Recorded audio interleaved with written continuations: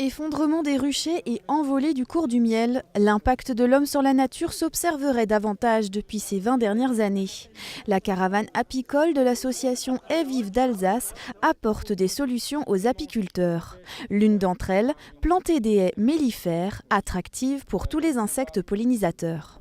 On va chercher à promouvoir la haie libre, sur l'Alsace. On va essayer de planter des haies auprès de différents acteurs. Ça peut être des communes, ça peut être des maraîchers, ça peut être également des actions menées en grande culture auprès d'agriculteurs qui sont des exploitants en grande culture. Sur cette caravane épicole, il y a un moment le matin où effectivement on aborde plus la partie théorique, pendant laquelle on va expliquer l'intérêt de ces différents végétaux, le pourquoi du planter végétal local, comment on peut agir chacun à son niveau en faveur de la biodiversité, et puis comment tout simplement entretenir la haie.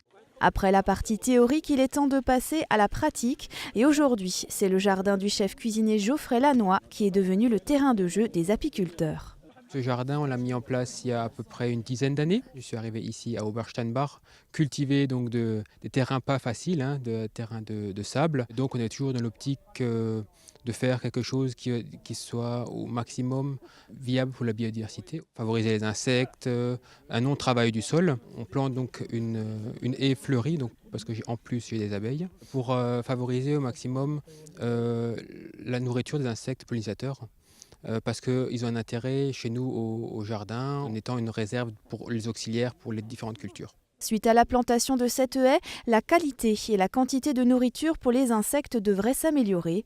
Geoffrey espère voir rapidement proliférer abeilles bourdons ou abeilles sauvages dans son jardin.